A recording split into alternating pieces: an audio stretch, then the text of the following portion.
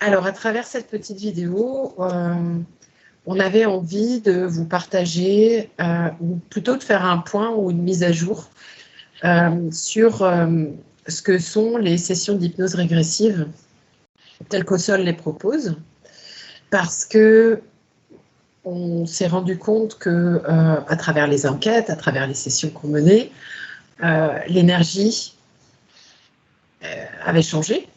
Et donc, forcément, la manière d'aborder les problématiques posées par les personnes qui viennent nous voir, eh bien, était perçue ou transmise de manière différente. Donc ça, c'était un peu mon point de départ pour faire cette petite vidéo. Puis on va essayer d'être assez concise, assez rapide, pour voilà, faire un point. Et puis, replanter déjà, comment dire, la première question, c'est qu'est-ce qu'une session, quel est son objectif et qu'est-ce qu'on peut attendre d'une session. Voilà. Alors, qu'est-ce que ça vous inspire? Qui a envie de parler? Pour moi, c'est quelque chose de très intime et d'un retour à soi, d'avoir un regard extérieur neutre sur notre champ informationnel, sur ce qui est nos forces, ce qui est nos blessures, notre équilibre ou notre déséquilibre. Ok. Très bien. Donc, par le biais du télépathe, avoir comme ça une lecture à l'instant T de ce que l'on est. Ok, oui. D'accord, ça marche. Ouais, moi, je m'exprimerai de la même façon par rapport à mon poste de télépathe, c'est de mettre au service de l'opérateur et du client la capacité de lire ou d'explorer le champ informationnel du client. Et donc, c'est vraiment une lecture de ce que une ou les parties du client nous autorisent à voir et à l'instant T où ça se fait. Très bien. Super.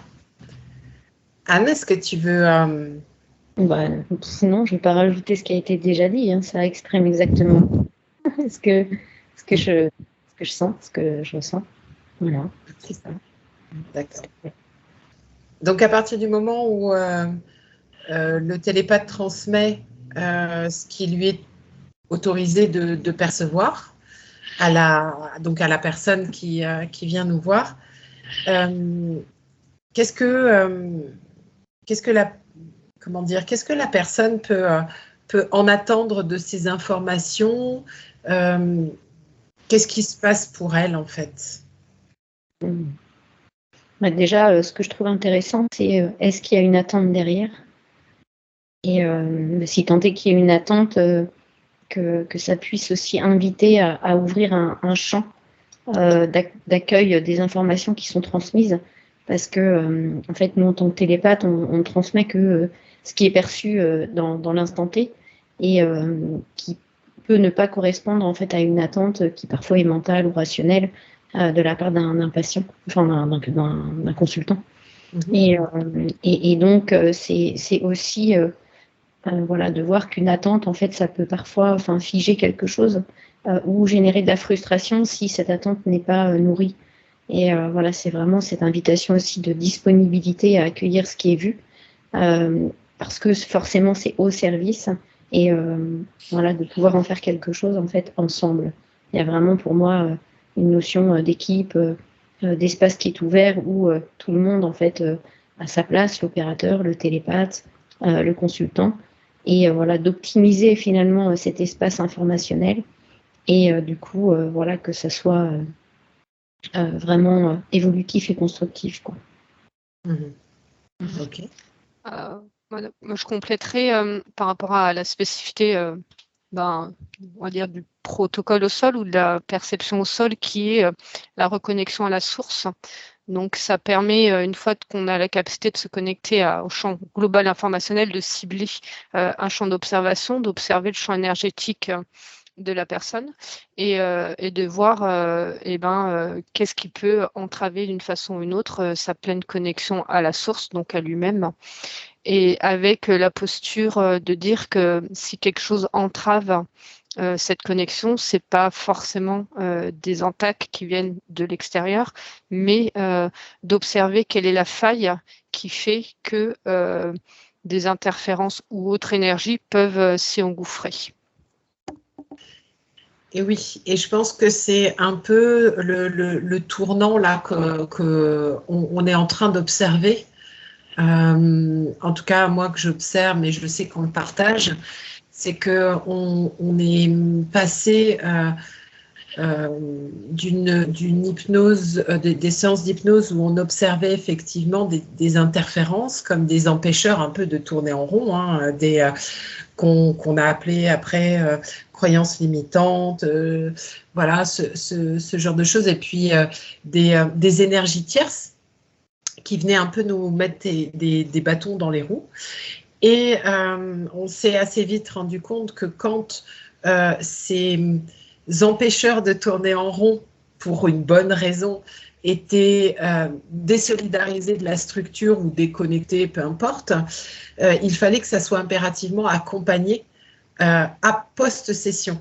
Parce que sinon, eh bien, ces énergies venaient à nouveau se rebrancher sur la structure énergétique de la personne. Et puis, au fur et à mesure de notre pratique, on a compris aussi que ces interférences ne se branchaient pas là par hasard.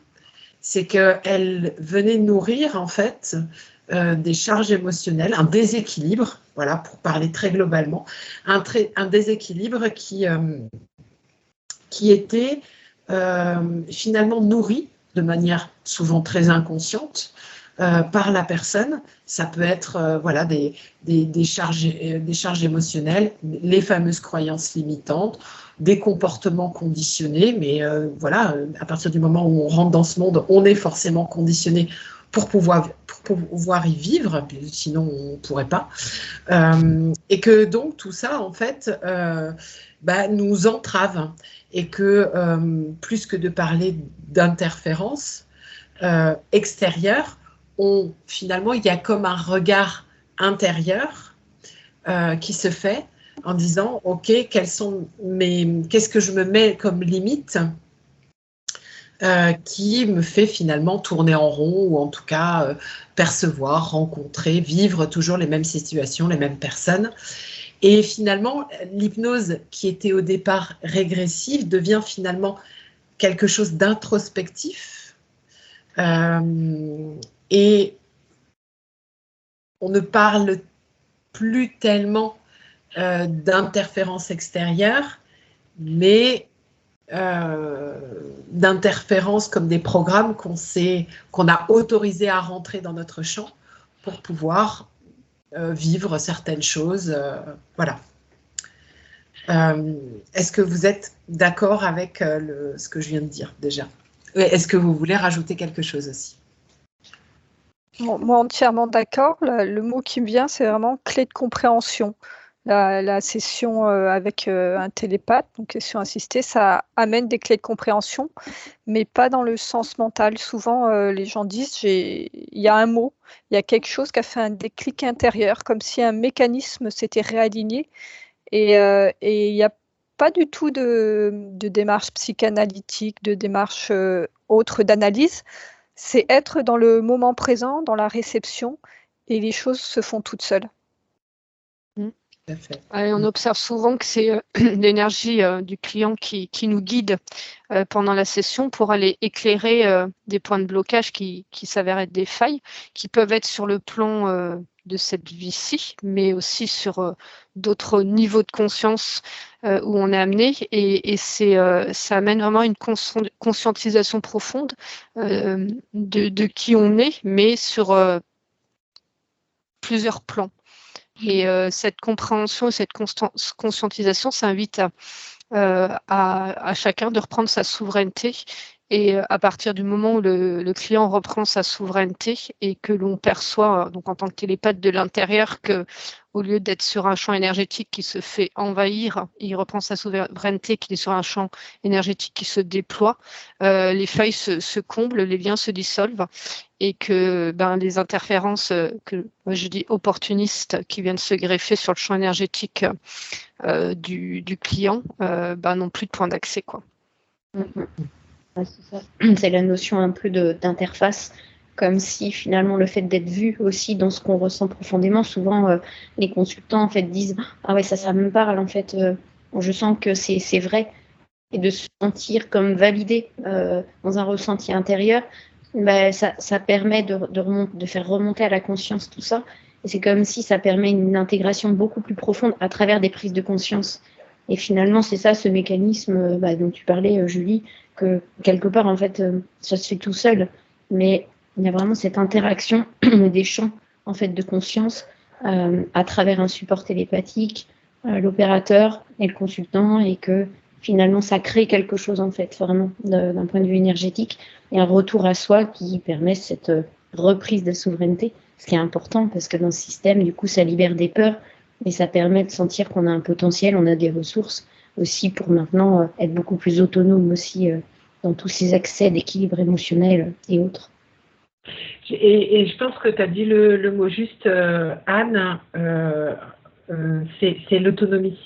Et en fait, ces séances-là, à mon sens, c'est vraiment pour permettre à la personne petit à petit de vraiment après agir en autonomie.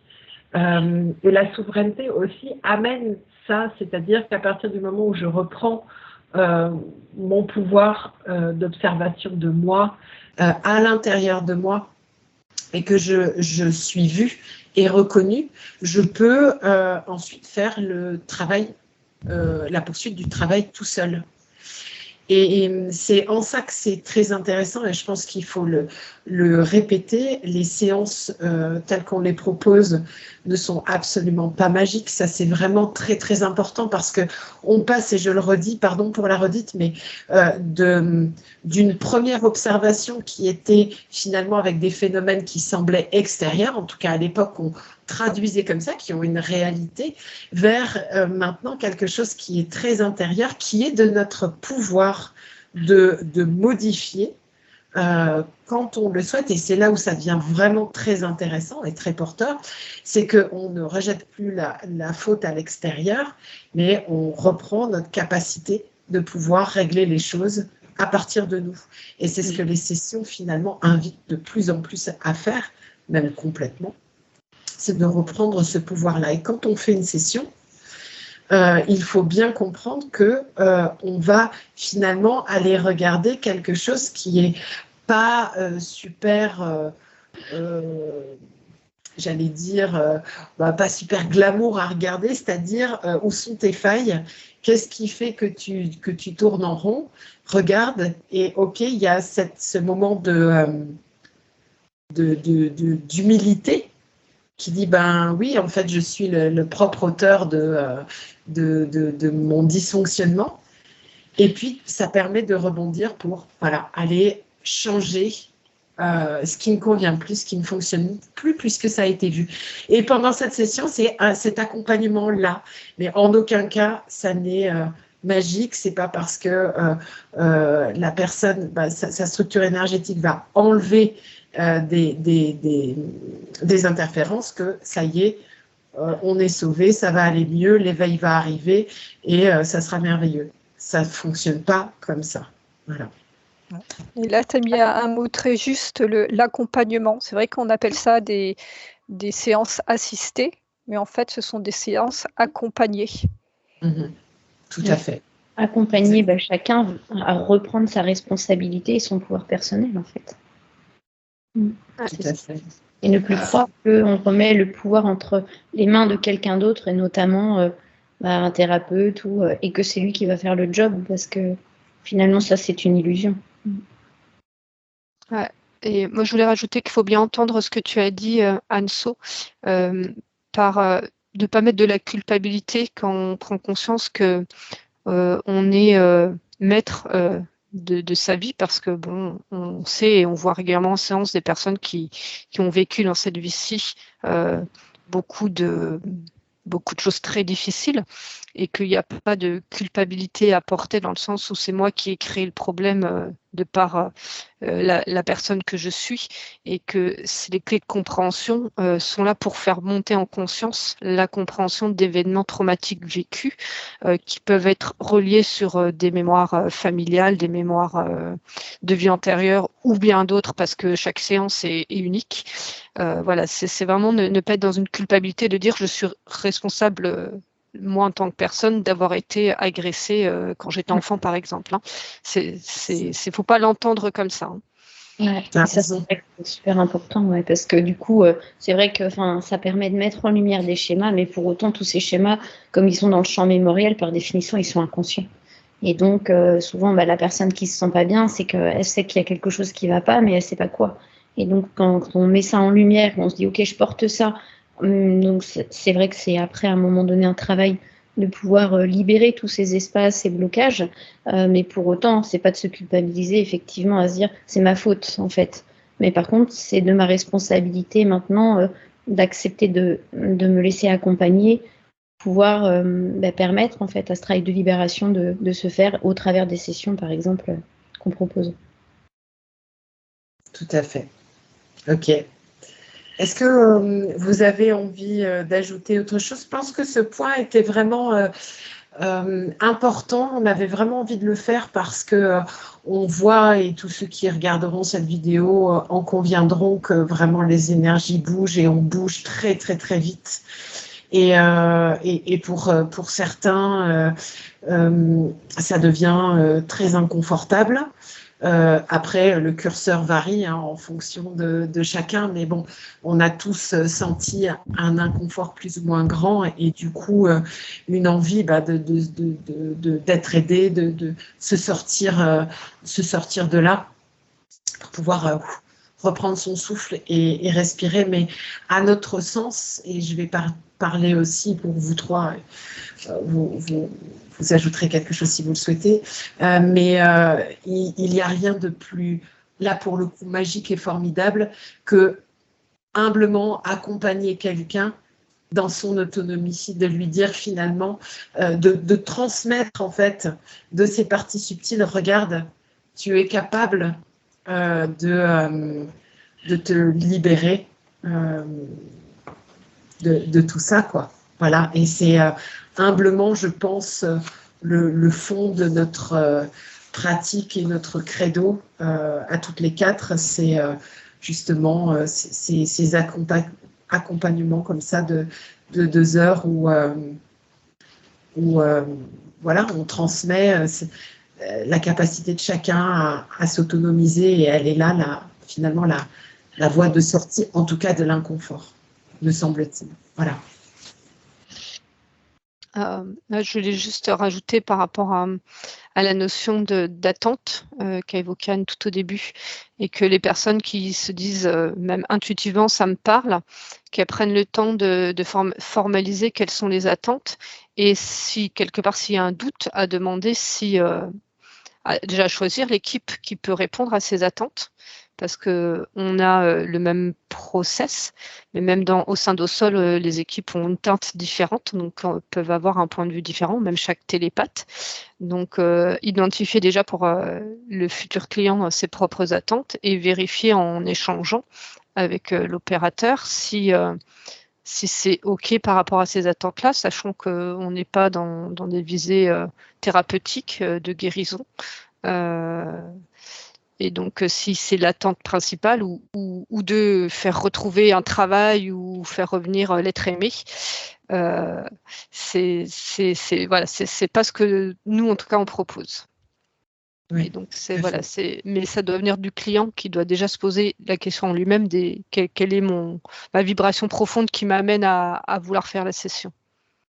Et justement, moi, en tant qu'opérateur, il y a des gens qui osent m'envoyer des mails, poser des questions, me demander aussi si on peut avoir un premier contact visuel via Skype ou un contact audio via le téléphone, quoi, justement pour pouvoir ressentir si c'est juste pour eux, si vraiment. Donc voilà, n'hésitez pas à creuser si vous en sentez l'envie, l'élan, vraiment d'aller voir les gens qui vous parlent. Alors ça peut être au sol comme ça peut être n'importe qui d'autre, hein, mais vraiment de poser plein de questions et peut-être qu'à la fin ça vous parlera pas et c'est ok.